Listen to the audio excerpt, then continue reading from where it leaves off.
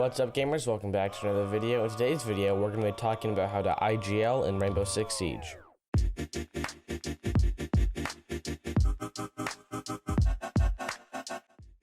So this video is coming in from Jank, who said, "Great advice. Do you have any more videos on getting better at in-game leading?"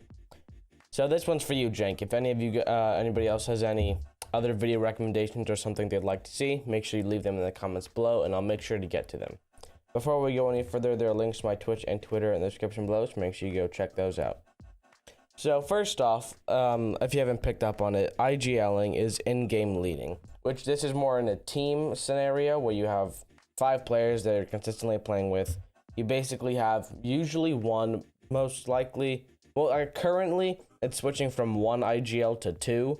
1 IGL for like the beginning of the round for taking map control for getting to this site, and then another IGL for executing onto this site.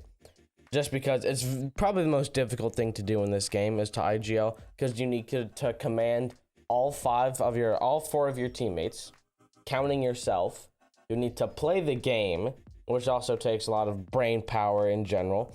If anything goes wrong, you have to come up with how to fix it, like on the fly. You need to pick everybody's operator. Basically, you need to do pretty much everything. You need to tell people who to play, where to go, what to look at, where to place their utility, stuff like that.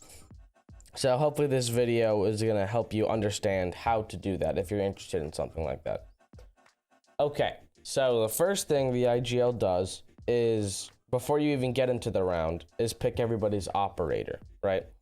It all depends on what map you're on. Like on Coastline, you won't really need a hard breach, but on Clubhouse, you might need 2. So taking that into consideration, what map you're on is very important as well. Usually, you're gonna need a lot of flashbangs, probably two operators that can clear utility, like Zofia Sledge, Ash Sledge, Zofia Ash, people that can basically destroy shields and Maestro cams. You're gonna need a hard breach usually. Like I said, though, on Coastline you might not need one, but on Clubhouse you might need 2. And then usually you're gonna want either an intel operator like a Jackal IQ, or a flank watch like a Nomad Gridlock, or maybe even somebody to help you plant like a Capitao. It all really depends what the defenders are usually bringing. Like if they're only bringing a smoke for a shield, and then a Jaeger for the projectiles, and not bringing a Wamai, then you might not need to bring like 9 flashbangs, Zofia Sledge, and Ash, and all this other utility clearing. You might only need to bring 1 or 2 operators with flashbangs, and then like an Ash who has flashbangs and the breaching rounds, so she's good for that. Getting onto the actual playing, as the IGL, you tell people what they're taking. So for example, like you 2 are gonna take from the east side, while us 3 are going to take from the west side. Just because in that example I split up your team, you don't need to be splitting up into like a 2 and 3 unit every time. You want to usually, if you're pinching if you're pinching somebody in a room, then you're going to want to usually have at least 4 people trying to pinch them. Usually if there's 5 people, at least 3. If you only have 4 people alive on your team, then use all 4. You don't want anybody to ever be solo pushing, because if they die, it eliminates all the chance of getting a refrag. So you don't always need to split up your people. It does help though, so that a defender can't rotate out of a room that they're in. But even just pushing one person over to go sit on a window or watch a door, you don't need to rotate a lot of people over. It all depends on the scenario.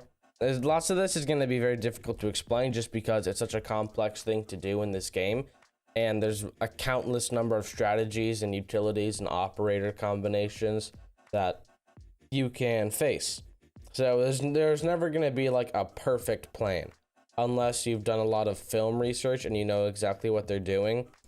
Then you can counter strat it appropriately and then hopefully beat them. But usually lots of the decisions you make are going to have to be on the fly, which makes it very, very difficult. The 2 main attacks you can do are a horizontal attack and a vertical attack. Each attack varies on what you do. For a vertical attack, usually you're going to... for either attack, I recommend either taking from 1 room or taking from 2 rooms. If you're taking from 2 rooms, you would split it like 2, 3. But if you're taking from 1 room, you can all 5 push in. That doesn't mean necessarily all 5 people push the same door, but maybe have 2 people droning, 1 person push in 1 door, 1 person push in another, and 1 person go push a window. For example, on Coastline, if the site is hookah and you want to take a horizontal take from upstairs, you would want to probably take VIP control. So you have, this is kind of like almost taking 2 rooms, but it's pretty much taking 1. You would have probably, you will want to take from penthouse first and then clear into VIP, because once you're in VIP, if you didn't clear penthouse, you're kind of trapped in VIP, because if you run out into the hallway, you're exposed to the whole objective, but then you can't really rotate back into penthouse because somebody's there. So what I would do is have somebody go on bathroom hatch, 1 person go on big window in penthouse, the double window, and then have 1 person go Hall of Fame, the red room with all the guitars, little hallway room, and then have 2 people droning. Have 1 person drone penthouse and theater, have 1 person drone VIP in the hallway. And then once you take VIP, if you have like a nomad or a gridlock, you can use your utility on the white stairs, like on the top of white stairs, so you can't get flanked that way, and then move into VIP.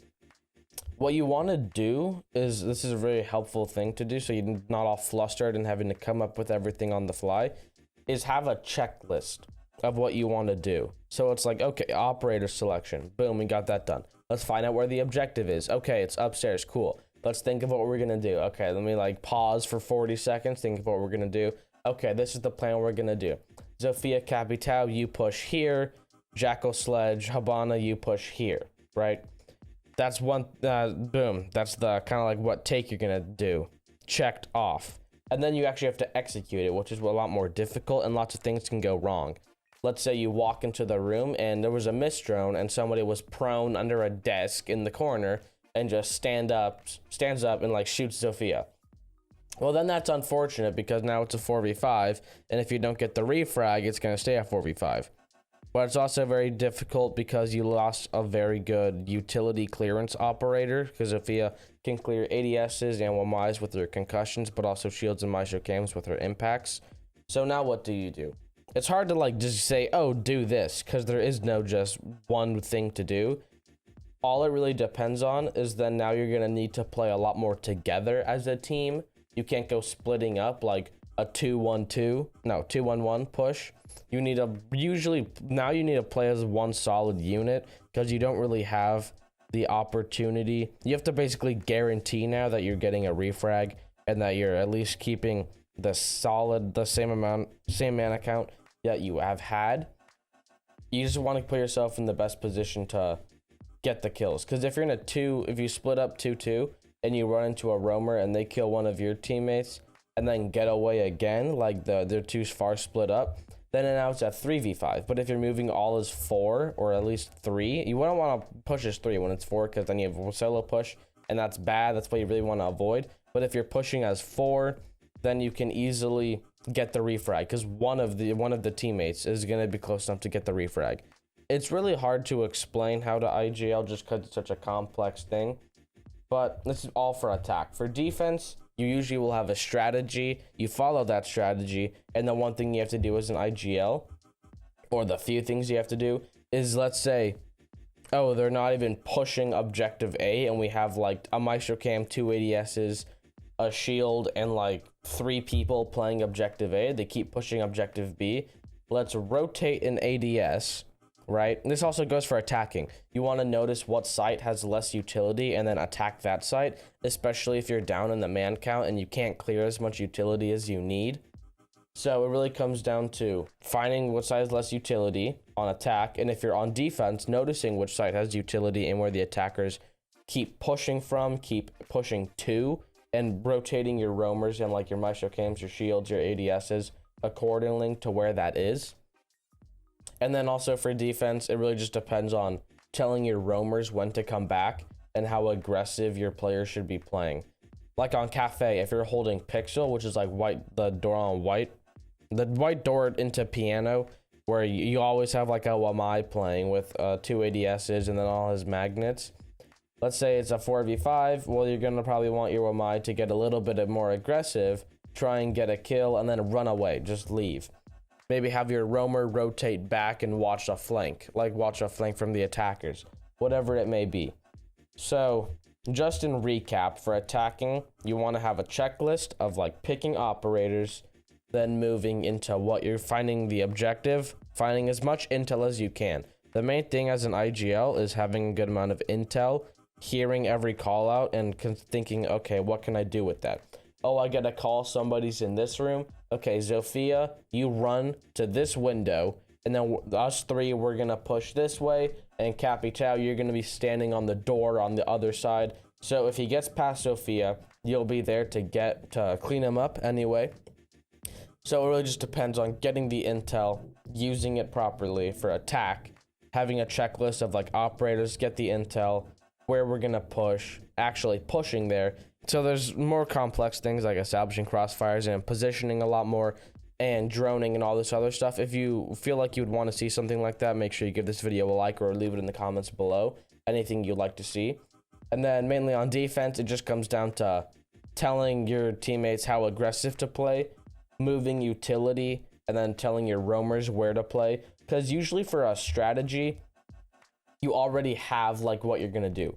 On attack, it's very hard to have a strategy because your whole strategy could be, all right, we're gonna take VIP, and then you go into the prep phase and you're droning, and they have 2 castle barricades, 2 shields, a maestro camp, 3 ADSs, all this barbed wire. Basically, this is unrealistic, but a bunch of utility in VIP. Then it's like, okay, we can't take that, or we're gonna use a lot of our utility and not have anything to actually use to push onto the site with.